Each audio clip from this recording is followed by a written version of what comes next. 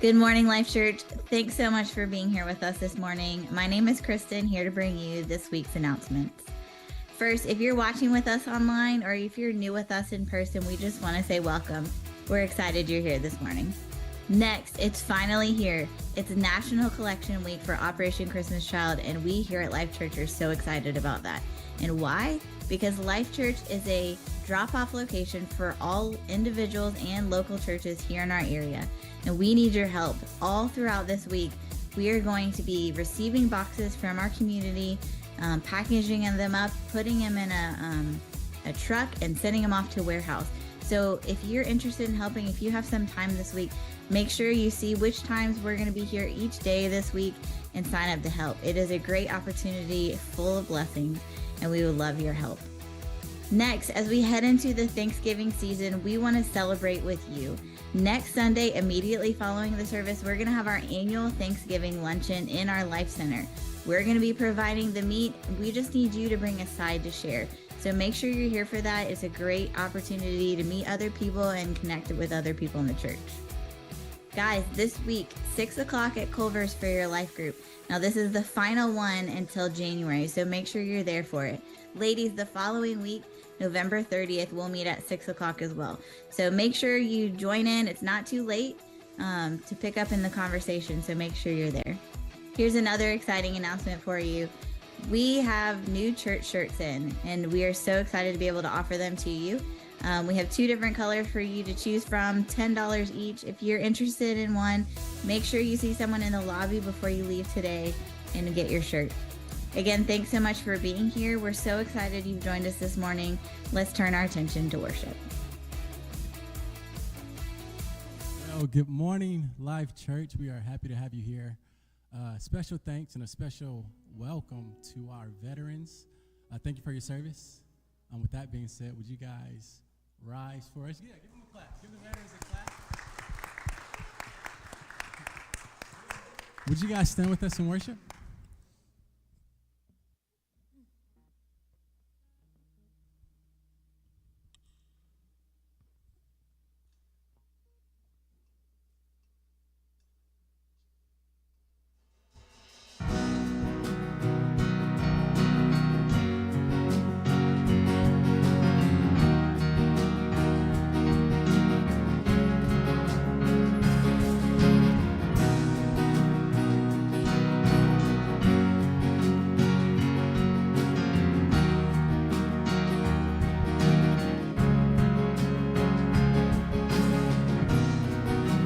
Everyone needs compassion, love that's never failing, and let mercy fall on me. And everyone needs forgiveness, the kindness of a Savior, the hope of nations.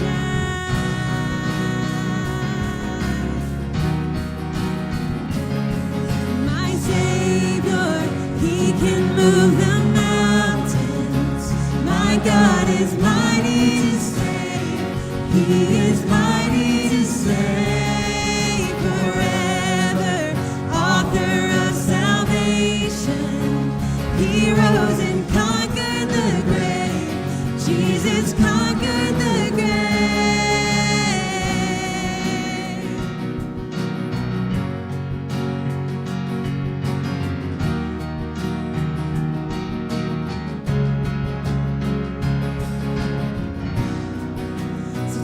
me as you find me, all my fears and failures, and fill my life again. I give my life to follow everything I believe in. And now I surrender, I surrender. My Savior, He can move the mountains. My God is mighty to save. He is mighty to save forever. Author of salvation, He rose and conquered the grave. Jesus conquered the grave. Shine your light and let the whole world see. We're singing for the glory of the risen King. Jesus, shine your light and let the whole world see.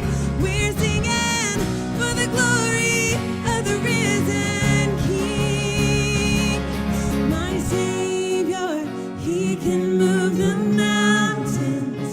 My God is mighty to save. He is mighty to save forever. Author of salvation, He rose and conquered the grave. Jesus conquered the grave. My Savior, He can move the mountains. My God is mighty to save. He is mighty to save forever. Author of salvation, He rose and conquered the grave. Jesus conquered the grave.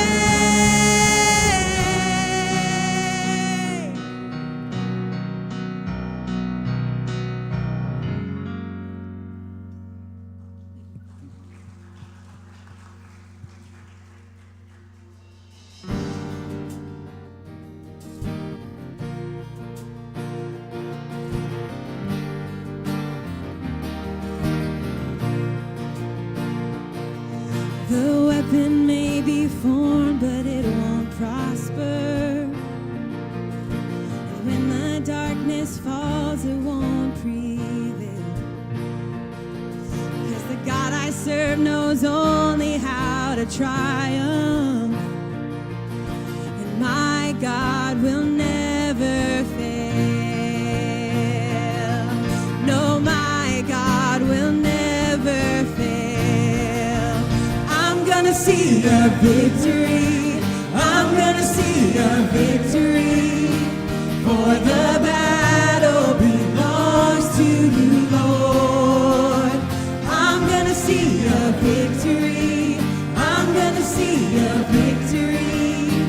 For the battle belongs to you, Lord.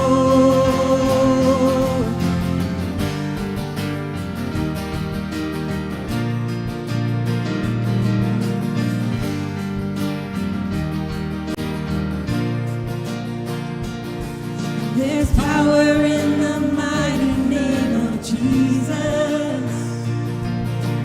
Every war He wages, He will win. Oh, I'm not backing down from any giant. 'Cause I know how this story ends. Yes, I know how this story ends. I'm gonna see a victory. I'm gonna see a victory. For the battle belongs to you, Lord. I'm gonna see a victory. I'm gonna see a victory. For the battle belongs to you, Lord.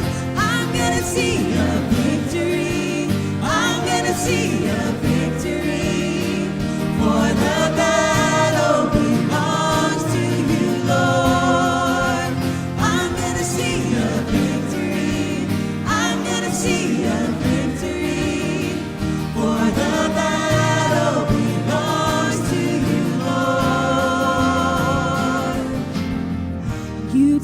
what the enemy meant for evil, and you turn it for good. You turn it for good. You take what the enemy meant for evil, and you turn it for good. You turn it for good. You take what the enemy meant for evil, and you turn it for good. You turn it for good. You take what the enemy meant for evil, and you turn it for good. You turn it for good. You take what the enemy meant for evil, and you turn it for good. You turn it for good. You take what the enemy meant for evil, and you turn it for good. You turn it for good. I'm gonna see a victory. I'm gonna see a victory. For the battle belongs to you, Lord. I'm gonna see a victory. I'm gonna see a victory. For the battle belongs to you, Lord.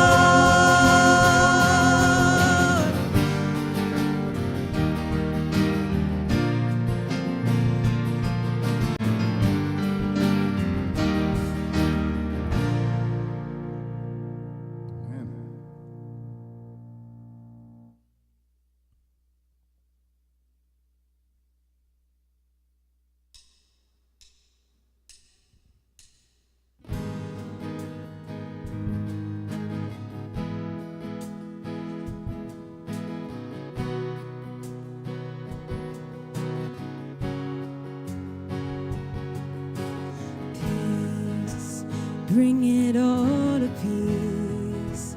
The storm surrounding me, let it break at your name still. Call the sea to still, the rage in me to still. Every wave at your name, Jesus, Jesus. You make the darkness tremble, Jesus, Jesus. You silence fear, Jesus, Jesus. You make the darkness tremble, Jesus, Jesus. Breathe, call these bones to live, call these lungs to sing once again. I will praise Jesus, Jesus. You make the darkness tremble, Jesus, Jesus. You silence fear, Jesus, Jesus. You make the darkness tremble, Jesus, Jesus. And Jesus, Jesus. You make the darkness tremble, Jesus, Jesus. You silence fear, Jesus, Jesus. You make the darkness tremble, Jesus, Jesus. And your name is a light that the shadows can't deny. Your name cannot be overcome. And your name is alive, forever lifted high. Your name cannot be overcome. Jesus, Jesus, you make the darkness tremble. Jesus, Jesus, you silence fear. Jesus, Jesus.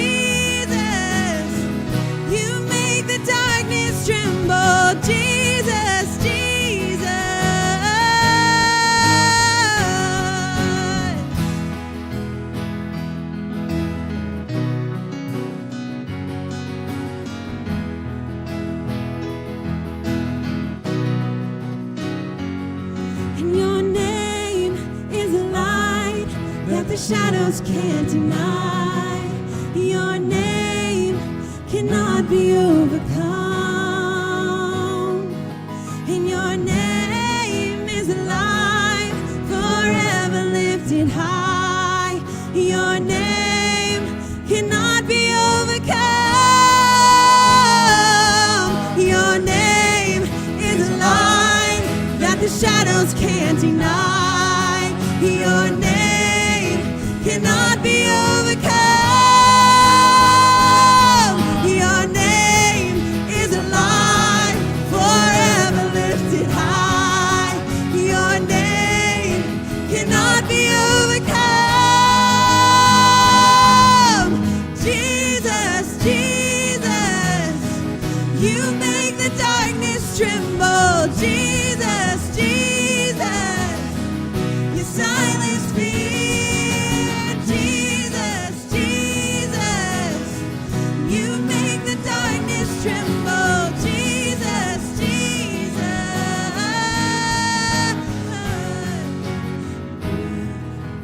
Call these bones to live. Call these lungs to sing once again. I will praise.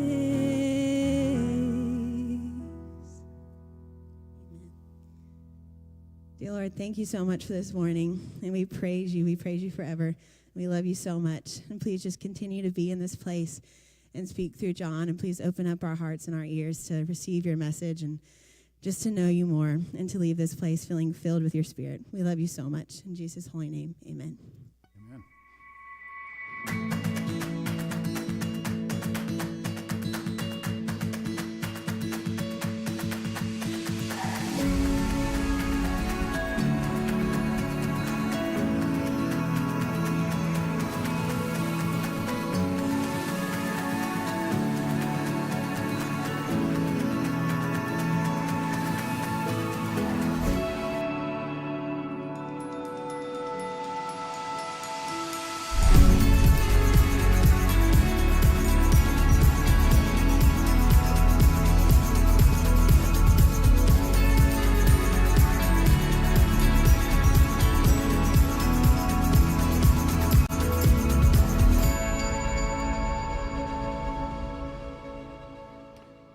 Good morning, Life Church. Everybody doing all right? It's good to see you. Good to see you. We have a lot coming up. If you didn't catch all the announcements, we got like new shirts. We got a Thanksgiving lunch next week. We have Winter Wonderland that we're asking you to sign up and plug into. We have all kinds of things coming up. And the reality is we're going into a season that it would be easy to get overwhelmed, right? We know what that feeling is, to feel overwhelmed, to feel like there's just too much going on. Sometimes too much just good stuff, too much bad stuff, whatever it is, we know the feeling of being overwhelmed. And the question is, how do we respond to that feeling when we feel overwhelmed? Years ago, I experienced that feeling in a new way. I had just gotten here. It was 2013. I was the new pastor here at this church, and a big part of my life was about to change. We were expecting our first child, Ellie. And I knew that the end of this process was going to be exciting and fun. We're going to have a little baby, but it was the process of the baby being born that was much more overwhelming than I realized. See, we had it all planned. We had the bags ready to go. We had all the hospital stuff. We had all the baby stuff at the house. But then we went to the hospital, and I knew I had one job. My job was to be supportive, right? That's all. Whatever Kristen, my wife, wanted, whatever she needed, I was just supposed to be there for her, to encourage her, to tell her she was doing great. And so I was good with all that. And on the outside, I think I generally had it together. On the inside, I was wigging out, right? I was I don't know what I'm doing. But I was trying to just be there. Hey, sweetheart, you're doing a great job. And then she went, she was like, hey, I want an epidural. And so I was like, I went and got the doctor. I was like, epidural time, let's do this. And so the doctor came in and they were doing the epidural, and I'm doing what I'm supposed to do. I'm holding her hands, even though I'm still wigging out on the inside. I'm holding her hands. I'm like, hey, you're doing awesome. And I'm watching what the doctor's doing, and I'm like, they're going to be done soon. And all of a sudden, I realized in that moment, John, you are way, way overwhelmed. And here's how I knew it. All of a sudden, I could feel all of the blood in my face leave. And I could see the sides of my vision begin to come in to swallow up everything I saw. And when they got about here, I realized I have two options. I can either try to tough this out, or I can sit on the ground. And so that's what I chose. So Kristen's there getting the epidural, like doing all the tough stuff. And I'm here just like trying to watch, just be supportive. And I got so overwhelmed that I just had to sit on the ground before I fell down. Next thing I know, there's nurses surrounding me, not the lady in labor, surrounding me, giving me like cookies and orange juice.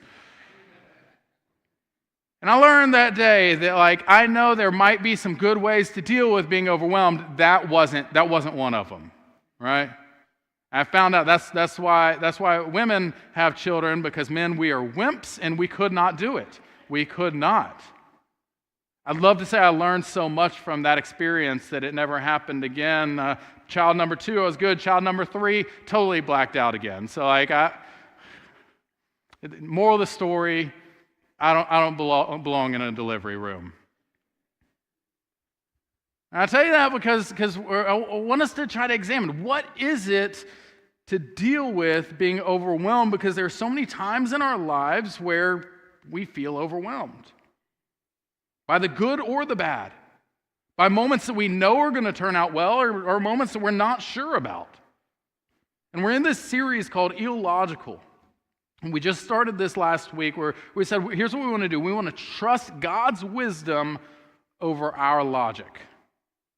And so our goal here is to simply trust God, but the reality is sometimes it's difficult to trust God when life feels overwhelming. When it feels like everything is coming in around you. And you're not sure what to do or how to respond. And we might even know this. We might know that the Bible tells us that in the end, God wins. In the end, He will work out all things for the good of those who love Him and are called according to His purpose. But in that moment, what do we do when we feel overwhelmed? What do we do when we feel like life is pressing in all around us? Whether it's a good and a happy moment or a difficult or a sad moment. When God's plan, we know it's there, but leading up to His plan is full of stress or anxiety or discomfort. When we feel overwhelmed, uncertain, stressed, scared, or confused, how do we respond? How should we respond? And I believe if we're not careful, what we're going to do is in our spiritual lives, we're going to be like me in that delivery room. We're going to get so overwhelmed, we will just shut down and find ourselves sitting on the ground, not sure what to do spiritually, pulling away from God and missing out on what He is willing to do in our lives. So I want to do that today. I want us just to examine, how do we respond when we feel overwhelmed? If you have a Bible, I'm going to invite you to open up with me to John chapter 11. John chapter 11, where we're going to look at the story of two sisters during an extremely difficult moment of their lives. Their names are Martha and Mary. And they just lost their brother. His name was Lazarus. And we're going to see Jesus show up in their lives, Jesus come to them in this moment that would very easily be overwhelming. This moment that fear and anxiety and frustration certainly might slip in. If you were here last week, I told you this about this family. They were extremely close to Jesus. And they asked Jesus to come. Lazarus was sick. They asked Jesus to come. And the only problem is by the time Jesus shows up, Lazarus is already dead. In fact, he's going to have been dead for 4 days. He's buried. And that's when Jesus is going to show up. So where we're going to find them in the story, they don't understand God's plan. And easily could feel overwhelmed. But when we see the way they respond to Jesus showing up, we're going to learn so much about how to respond to our own overwhelming feelings in life. John chapter 11, starting in verse 17. Let's read this together. When Jesus arrived, he found that Lazarus had already been in the tomb 4 days. Bethany was near Jerusalem, less than 2 miles away, and many of the Jews had come to Martha and Mary to comfort them about their brother. As soon as Martha heard that Jesus was coming, she went out to meet him, but Mary remained seated in the house. And then Martha said to Jesus, "Lord, if you had been here, my brother wouldn't have died. Yet, even now, I know that whatever you ask from God, God will give you." "Your brother will rise again," Jesus told her. Martha said, "I know that he will rise again in the resurrection at the last day." And Jesus said to her, "I am the resurrection and the life. The one who believes in me, even if he dies, will live. Everyone who lives and believes in me will never die. Do you believe this?" "Yes, Lord," she told him. "I believe that you are the Messiah, the Son of God, who comes into the world." How should we respond when life feels overwhelming? Our story begins with Jesus showing up. That's a good start to a story, right? Jesus shows up. We expect something exciting. We expect something fun. The only problem is Jesus shows up and he's late to the funeral. 4 days later. Their custom, he would have been buried right away after he died. And so 4 days later, Jesus shows up. And for these sisters, this would have simply been a harsh reminder of what just happened. They lost their brother, a close friend of Jesus. People who were dedicated to Jesus, people who had given their lives to follow after Jesus, who loved him, who cared for him. And so right now, there is a sadness in the air. And not only is it a sad moment, but there are other people. It says that Bethany is near Jerusalem. Now, Jerusalem is a place that Jesus is generally supposed to avoid right now because there's a lot of people there who want to kill Jesus. But people have come from Jerusalem. They're gathered together in Bethany with Martha and with Mary to mourn the passing of Lazarus. And so Jesus comes in here in Bethany, and there's a crowd of people, and everybody is mourning and grieving. They're going through a normal process.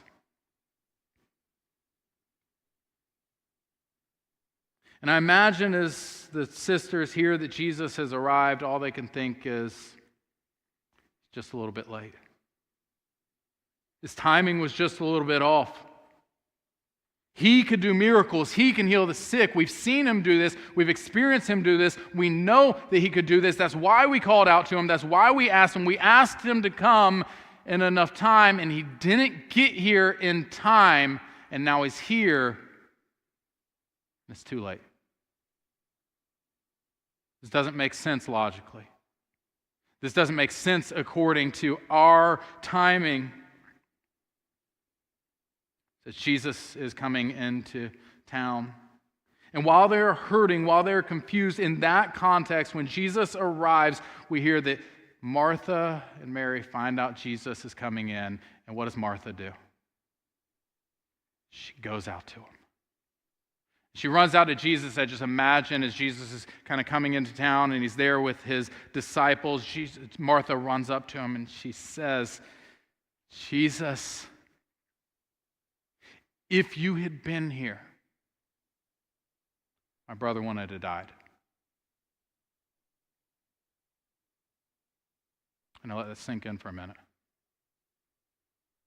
Like the faith of that statement.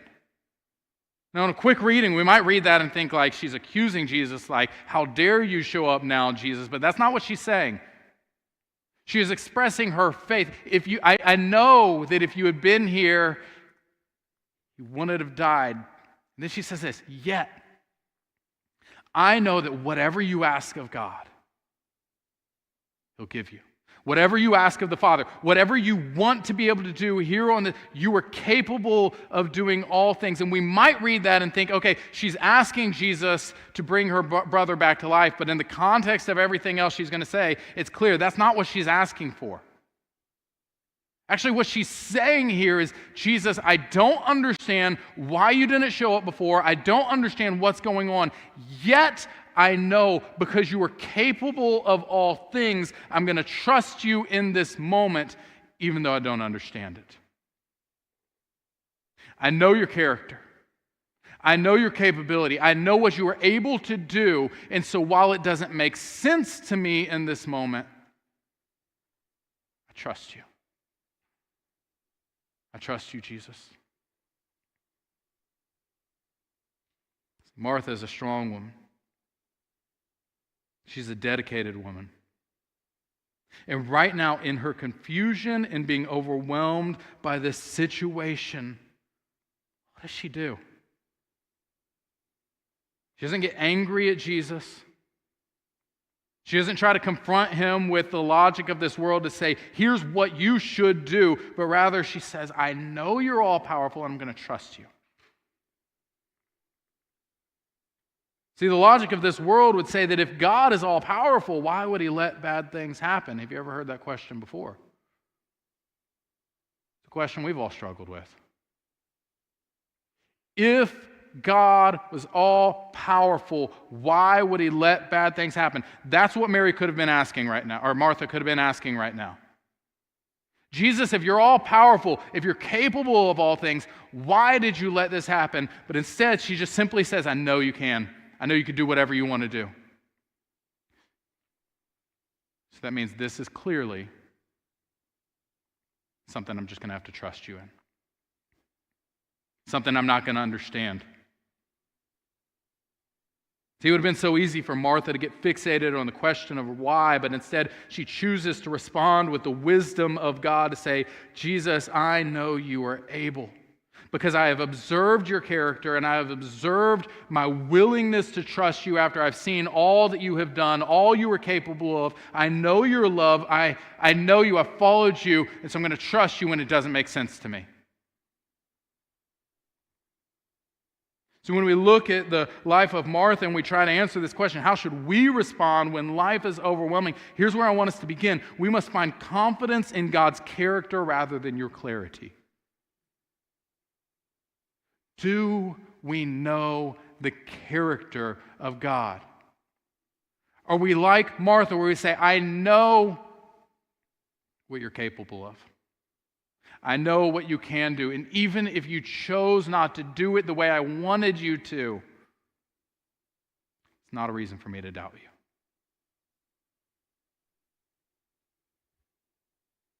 That's a big statement. I think of all the difficult things that happen around the world. I think of all the frustrating things that happen around the world. I think of natural disasters and people who just harm other people. And I often think, God, why? And here's the harsh reality. God often doesn't answer me when I ask why.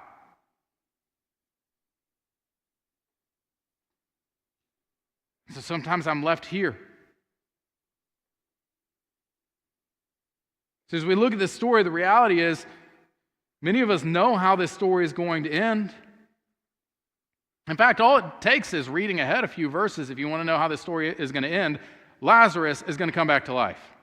So like if you're like on the edge of your seat and you're like, oh, I can't take it anymore. Like that's the good news at the end. Like Lazarus is coming back to life. All right? Here's the thing, Martha doesn't know that. Martha doesn't know that Lazarus is going to be raised from the dead. And so for us, reading the story thousands of years later, it's easy for us to say, okay, we feel okay about this story. Why? Because we know how it's going to end. We know what Jesus is going to do in the end. You know the interesting thing about knowing how it's going to end? Martha expected a particular ending. And actually, she wasn't expecting a miracle.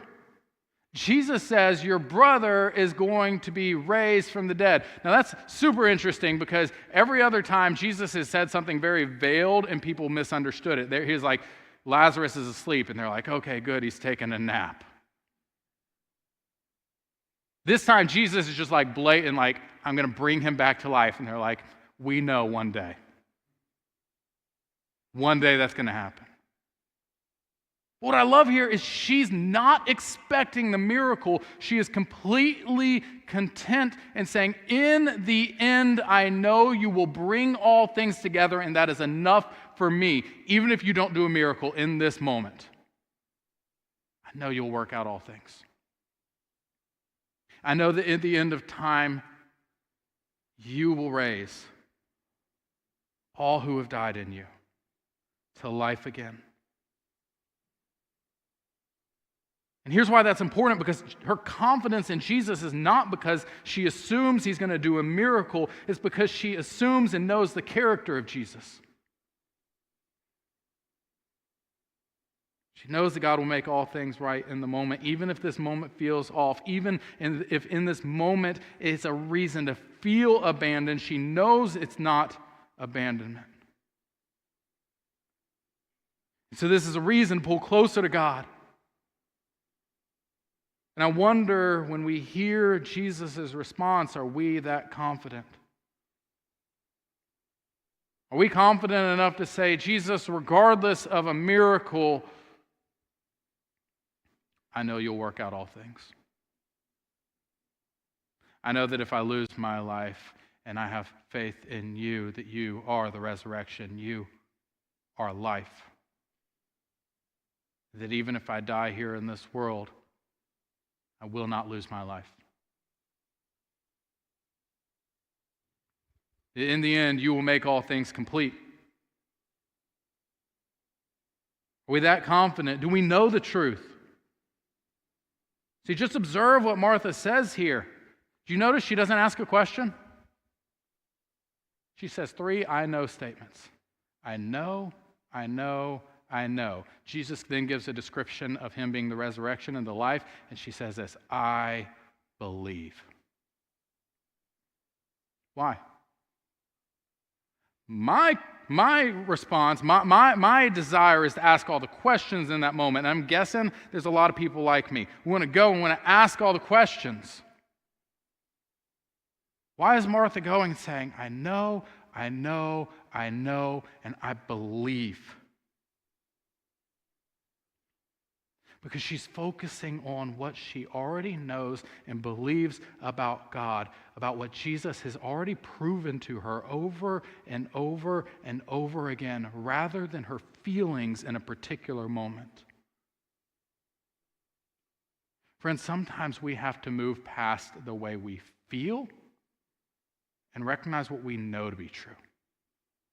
And let what we know to be true dictate how we're going to feel. Man, that's hard. Because I don't know about you, but I like to get caught up in my feelings. Like you might not see me. Like I'm like the ice cream that you put the hard chocolate on. Like I'm all tough on the outside, but I'm mushy on the inside. You know, like I got a mushy core. That's why when people are like, hey, you should watch this movie, it's going to make you cry. I'm like, nope, don't want that. I don't need to be a puddle of crying. We like to get in our feelings. And we're going to talk about our feelings in a moment, but here's the thing. We can't let our feelings dictate how we respond. We can't let our feelings dictate what we know to be true, because our feelings can be so deceptive. And sometimes the only way we can respond, or the only way you should respond, is to simply proclaim the truth we know. Proclaim the truth we know. Proclaim the truth we know so that we can hold on to it. And it's like putting handholds there for us to just grab onto. I know this truth. I know this truth. I know this truth. And that's what I'm going to hold on to when everything else feels chaotic. Anybody enjoy roller coasters? Come on now. All right, okay. That's right. Life Church trip to Universal Studios. Let's do it. I was riding a roller coaster not long ago. It was just a couple weeks ago. I was riding a roller coaster, and it was one that, like, I love these. Like, the more, like, terrifying it is, like, the more I'm into it. It was one that, like, you kind of latch in, and then, like, your feet are just hanging, and then they, like, turn you back, and so you're just hanging. It's just like, if this device fails, I'm meeting Jesus. All right? Yeah, like that's the express lane. You just kind of like flying into him. Where'd that guy come from? So like I'm on this, and like it's just me and like two random guys next to me, and like I'm like ready to go. I'm like, all right, this is gonna be a front row. Like that's the way you got to ride these, by the way, front row. And like the guys next to me, I hear them talking, and they're like, man, I know they got all kinds of safety checks on these things. And like, do you know all the standards that they have to go through? And there's going to be like a safe and a fail-safe and a fail-safe. And they're like describing like all the like legal requirements that a roller coaster has to go through to actually be able to function.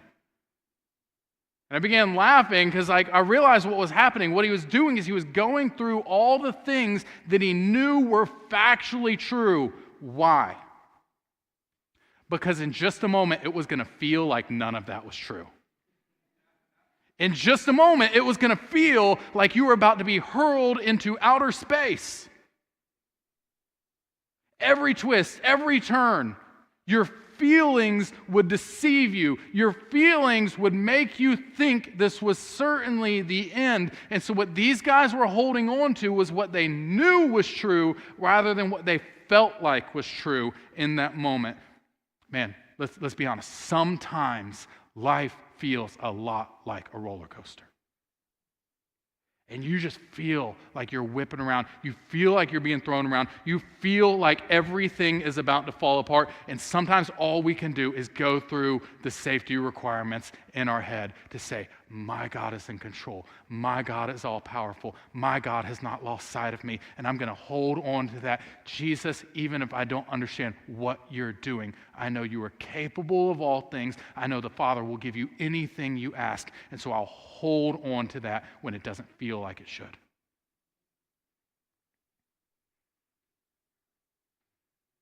How do you feel?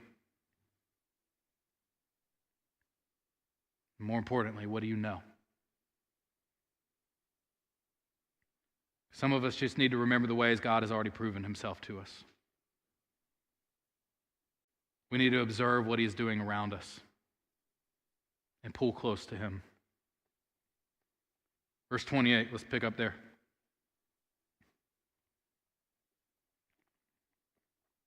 Having said this, she, that's Martha, she went back and called her sister Mary, saying in private, the teacher's here and he's calling for you. And as soon as Mary heard this, she got up and quickly went to him. Jesus had not yet come into the village, but was still in the place where Martha had met him. And the Jews who were with her in the house, consoling her, saw that Mary got up quickly and went out, and they followed her, supposing that she was going to the tomb to cry there. As soon as Mary came to where Jesus was and saw him, she fell at his feet and told him, it's going to sound familiar, Lord, if you had been here, my brother wouldn't have died. Let's stop there. Mary doesn't come out at first, only Martha. And we aren't told exactly why, only that there was word that Jesus had showed up. As I read this, I think there's potential that it was the difference in their personalities. We know about Martha from other stories that she was a strong, more logical, fast-paced sister. Mary seems to be more of the emotional type, more focused on the moment, and taking it in as it comes. And so potentially Mary's just having a hard time when Jesus first arrives. In either case, here's what we do know. Mary is still inside mourning. when she hears that Jesus was calling for her. And so what is her response when she hears, the master is here? He's outside of the village. He hasn't come in yet, and he's calling for you. What's her response? She gets up, and she goes to him. Now, that's it seems like just kind of a passing note in the story. We want to just jump to okay, what's the conversation here? But I want you to understand how big of a deal this is. She gets up and she goes to him. Here's why that's a big deal. Nobody expected that's where Mary was going. She gets up, what's everybody think? She's either going to be in this house mourning or she's going to be at the tomb crying. She's going to be in one of these two places. So when she gets up and she goes to a third place, she goes to where Jesus is. It's out of the ordinary. It's out of what is expected. It would have been reasonable for Mary to go to another place. In fact, it would have been reasonable if Mary had said, Jesus knows where to find me. Jesus knows where I'm at. Jesus was fully capable of showing up in that house. Jesus was fully capable of meeting her at the tomb.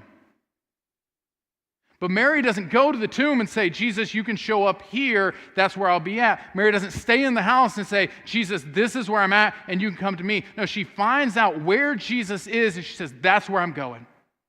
In this moment that I'm hurting, in this moment I'm frustrated, in this moment that I still don't understand why he didn't come earlier, I'm going to where he is at. I'm going to be with him.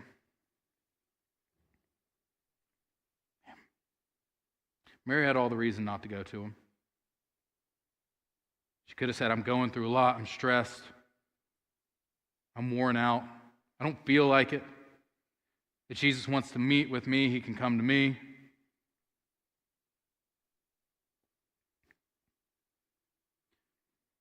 Because I think about how I often respond and how we often respond to feeling overwhelmed. And if we're honest, here's what we so often do.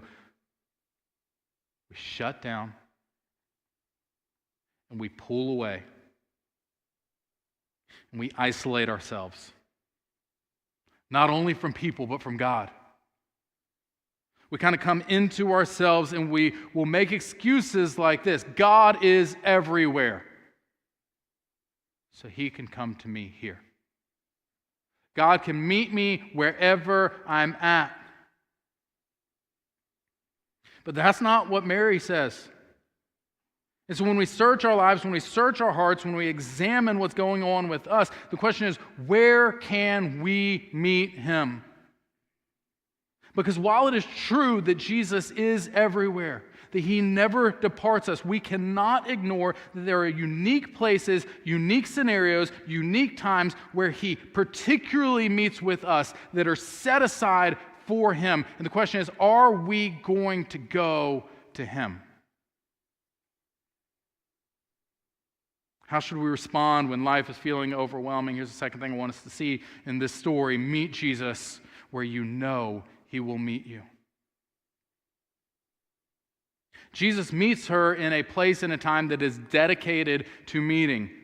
It's not just another part of an ordinary activity.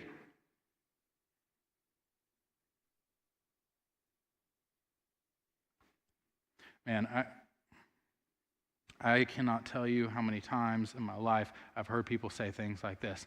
I'm just spiritual. And I kind of just meet God everywhere. And please understand, I want you to encounter God every single moment of every single day. I do want you to encounter God everywhere. But here's the reality. For Mary to meet with Jesus here, she's not just at the beach throwing up a prayer right before she hops in the water. She's not simply getting ready for bed and mentioning a few requests and feeling okay about it.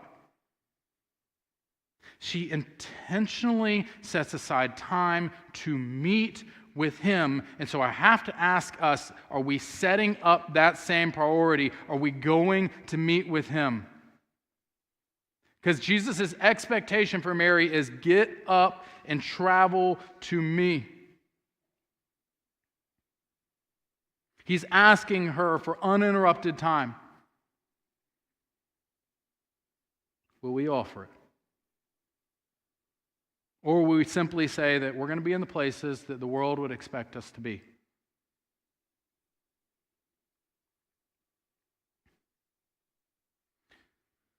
I'm going to ask you,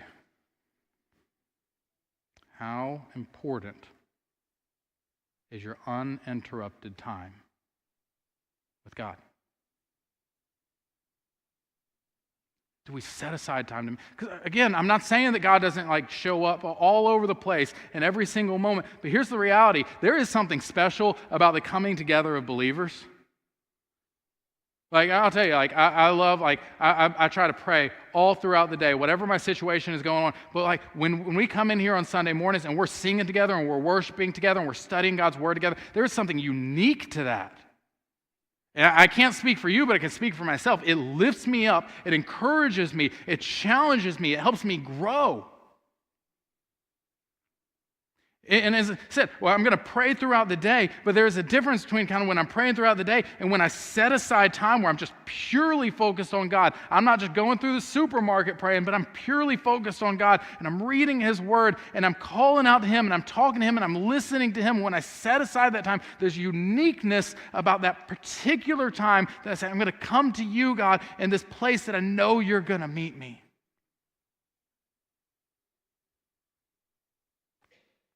And here's the reality: if we were to look at any other relationship in our lives, the valuable relationships are the ones we set aside time for. Can you imagine if your valuable relationships, your marriage, your relationship with your kids, your relationship with your closest friends, if you were just like, hey, you're just allowed to tag along with me wherever I'm going. I'm going to the grocery store, I'm going to you could tag along with me, but I'm not going to set aside time. I'm not going to actually sit down at a meal and have a genuine conversation. I might mention something to you, and you can sit here while I'm going to be talking to somebody else. We want to do that to our closest friends. And yet, when we set the most important, the most valuable relationship that we could possibly have into our lives, we kind of just give God the buddy pass to ride along. Oh, that it would be a priority. Oh, that we would go to the place that it is offered. You know the interesting thing about Jesus showing up here? It was insanely dangerous. He came there even though this story, and I'm just going to give away what's about to happen in the next few chapters, this story is going to lead to his death. This is kind of what gets the ball rolling. He wasn't supposed to show up now. He risks physical death by coming to her. Not only he is risking the life of his disciples by coming to her. I want you to hear this. God has risked everything to come to you, to send his only Son into the world, out of a perfect heaven, into this world, to die on our behalf. May that not fall on deaf ears. May we feel the weightiness of that truth, that he risked everything to come to us, to make a way for us. And so when we lackadaisically just kind of say, okay, God, I'll generally allow you to show up in my life when it's convenient for me, man, we are missing the beauty of what he has invited us to. Where can you meet with him? One of my favorite drinks is Baja Blast Zero. If you don't know what that is, I'm praying for you. It's so good. It's Mountain Dew Baja Blast Zero. And if you like that, you know that there's generally one place that you can get that. Taco Bell, the finest dining establishment of all time. Don't judge me. I will go out of my way because that's the only place you can get this drink. I will go out of my way to go to Taco Bell. Why? Just because that's where I can get Baja Blast Zero. You know what I don't do? I don't go to other restaurants and sit there and complain about the fact that I don't have Baja Blast Zero and think like, hey, y'all should start bringing Baja Blast Zero right here because I'm frustrated that I don't have it in this moment. You know what I'm going to do if I want Baja Blast Zero? I'm going to go to the place where I know I can get it. It's really that simple. And so if you ask me how often I eat at Taco Bell, it would probably come with a judgmental glance from you after I explain how often this happens. Because that's the place I know I can get it. And you know what I do when I leave? I'll get my drink and I will fill it up. And I'll drink off a little bit and I'll fill it up again.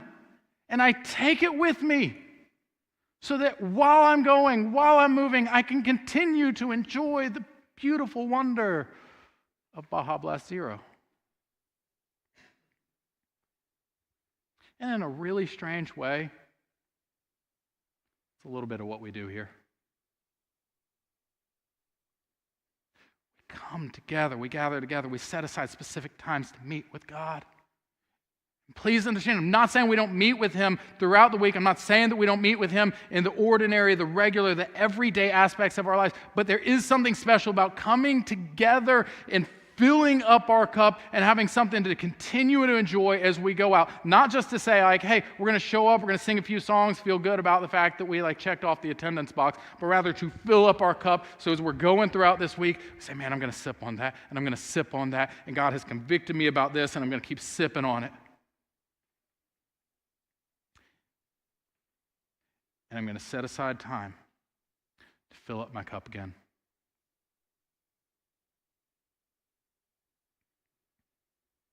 Please understand, I know that specifically applies to our coming together as the church. But this also applies to your personal time with God. This applies to what was often referred to as a quiet time, spending time dedicated in prayer, reading His Word, spending time in a small group. If you haven't plugged into a small group, if you haven't tried out a small group, I'd encourage you to try out one of those things. Just, what's it look like for us to dedicate time to Him? Because here's my tough reality that I have to deal with.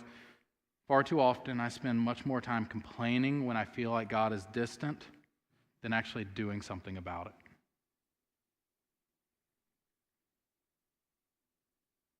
If we feel like we can't find God, I'm going to ask you a simple question. What's stopping you? Just got to read a little bit more. Verse 33. When Jesus saw her crying, and the Jews who had come with her crying, He was deeply moved in His spirit and troubled. Where have you put Him? He asked. Lord, they told Him, come and see. Verse 35. Jesus wept. So the Jews said, see how He loved him. But some of them said, couldn't He who opened the blind man's eyes also have kept this man from dying?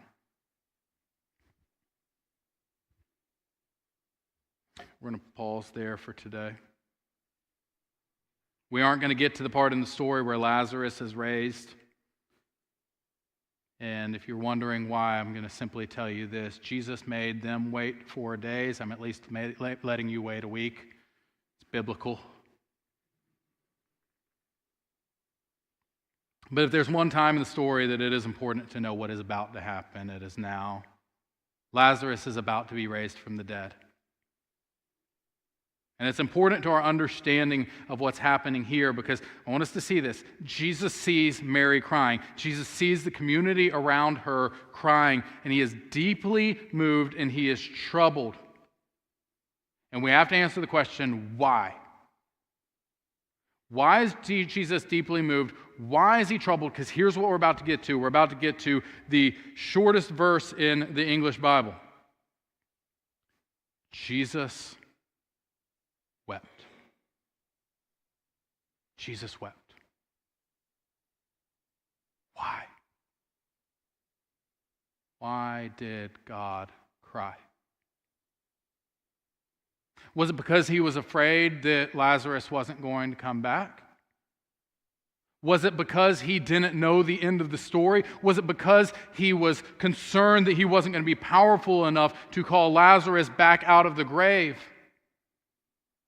Was it because he didn't know that in just a few moments he was going to see his friend alive once again? Certainly none of that is true.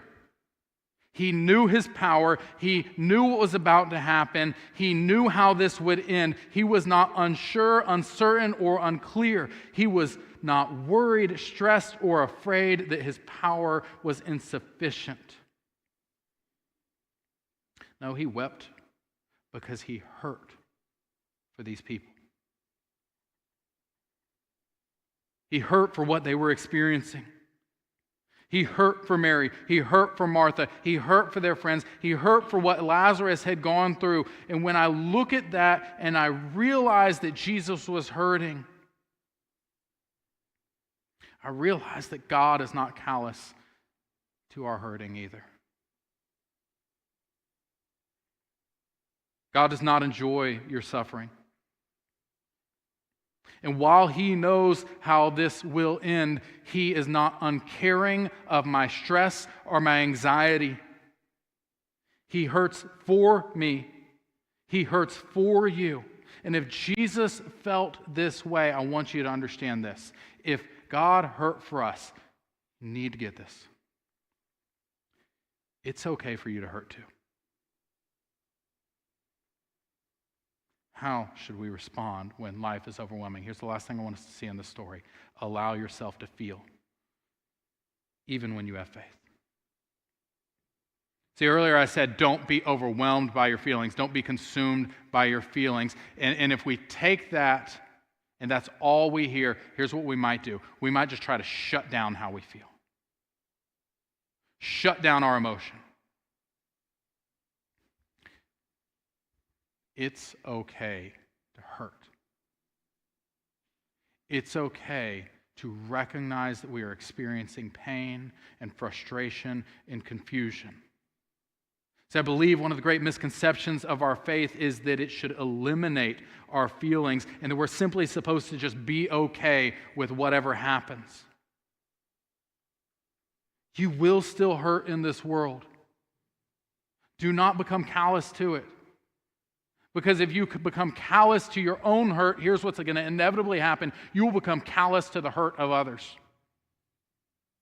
You will lack empathy and compassion for those around you. God did not simply say, hey, I want you to stop feeling and I want you to stop caring and judge people who do. Jesus is there weeping with them.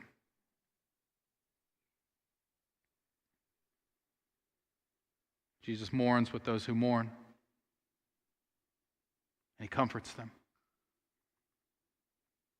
Oh, that we would mourn with those who mourn. 1 Thessalonians 4:13 is often quoted about death and the way we should respond to death. It says this, do not mourn like those who are without hope. And I want you to understand, that is absolutely true, but don't misinterpret that. It doesn't say do not mourn. It says don't mourn like those who are without hope. And I want to encourage you, as I say, it's okay to feel. Do not feel as those who are without hope. Do not be overcome by our emotions as those who are without hope. But we still mourn, and we still feel, and we still recognize our emotions.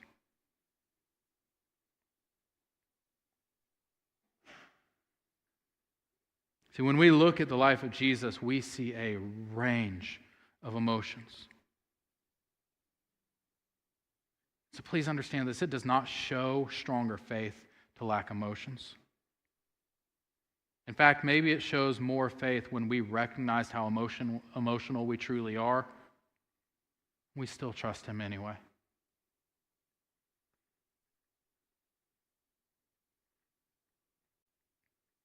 So today, maybe you just need to know that God knows how you feel.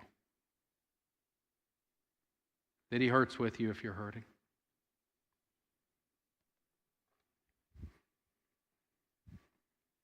We're going to sing one last song this morning.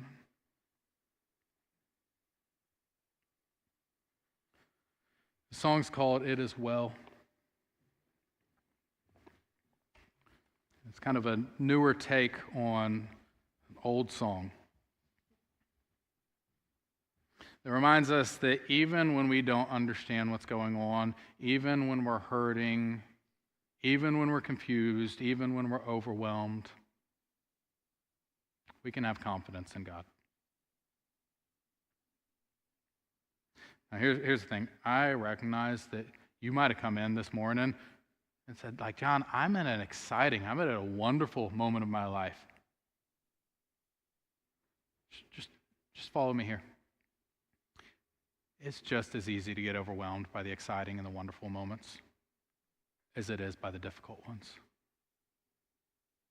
So if you're here this morning and you just say, like, hey, I'm struggling, or maybe like there's something in my life that I just want to give over to God, or like something this morning is just kind of God's working through something with me. If you want somebody to pray with you, like I'm going to hang out right over here. And not only me, but like there'll be other leaders in the church who, like, if you want somebody to pray with, either I'd be happy to pray with you or talk with you, or others could come pray with you and you can come pray here. If you need somebody to talk through something with you, and maybe you're like, John, this is going to take more than like 5 minutes, like, please, like, let's set up a time to talk. Let's set up a time to work through things, because it's not just about this time. It's about setting aside time to see what God is willing to do in our lives. So we often say this: if God is going to use us to reach this city, it is going to begin because he first reaches us. And out of the overflow of what he is doing in our lives, he will reach the people around us. And so that's our invitation. Respond to what God is doing in your life. If you want to pray here, and others will pray around you. If you want to talk to me, pull me aside. I'll be right here. Let's simply be obedient to what God is doing. Would you stand together with us?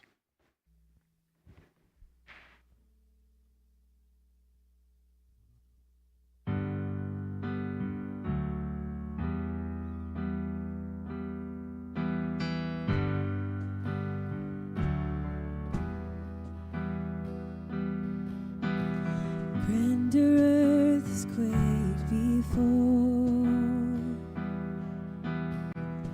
moved by the sound of his voice, and seas that are shaken and stirred can be calmed and broken for my regard. And through it all,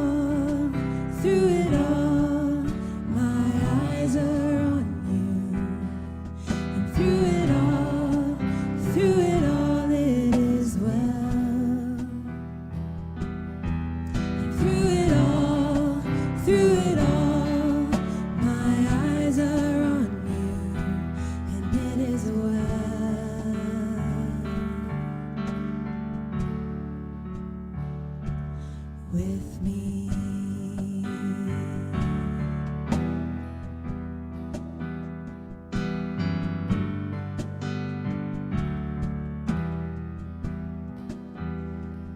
Far be it from me to not believe, even when my eyes can't see, and this mountain that's in front of me will be thrown into the midst of the sea. And through it all, my eyes are on you. And through it all, it is well. And through it all, my eyes are on you, and it is well. It is well. So let go, my soul, and trust in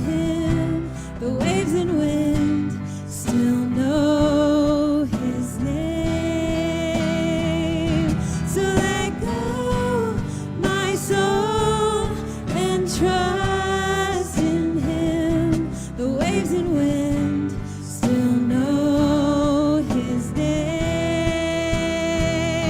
So let go, my soul, and trust in Him. The waves and wind still know His name. The waves and wind still know His name.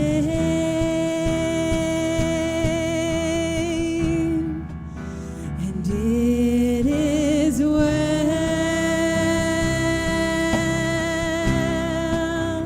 with my soul. It is well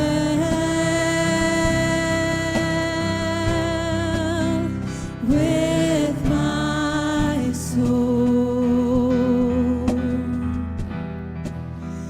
It is well with my soul. It is well.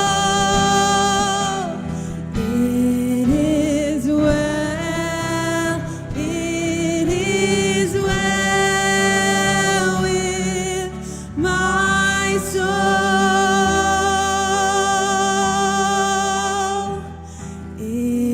is well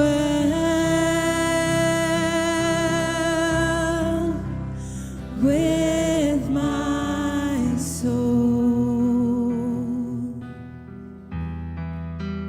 It is well with my soul.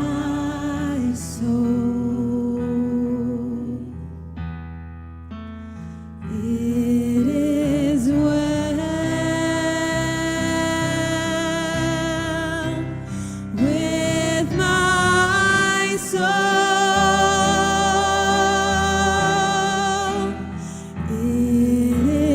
is well.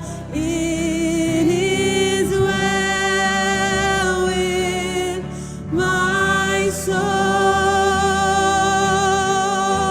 It is well with my soul.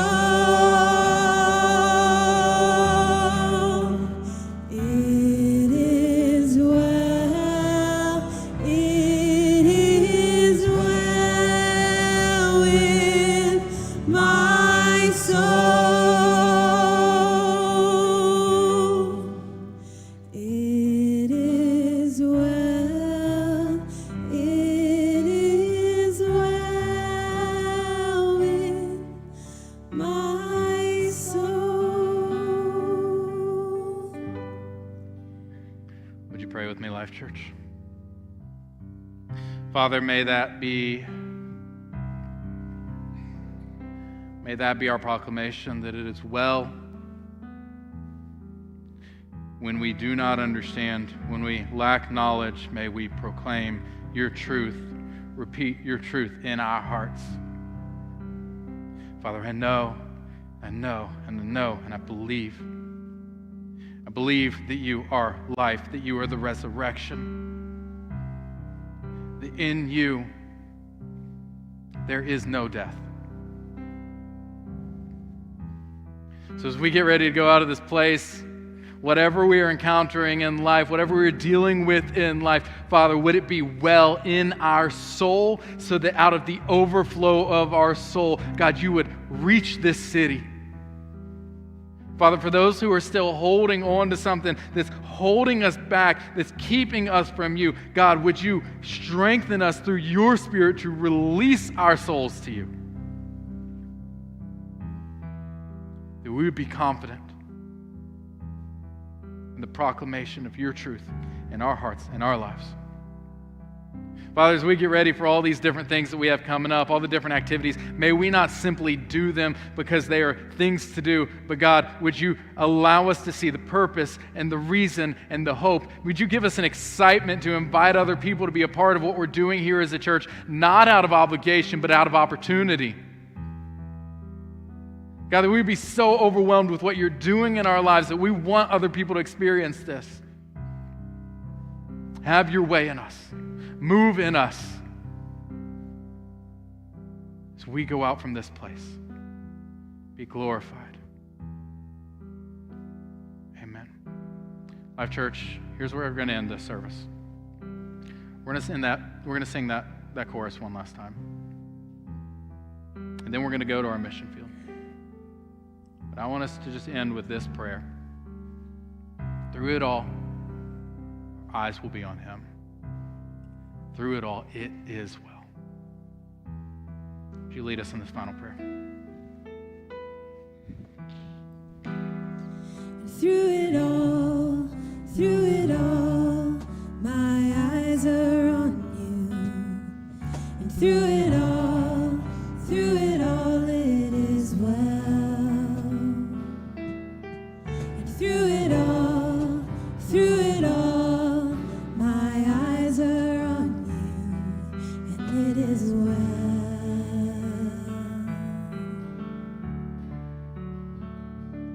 with me.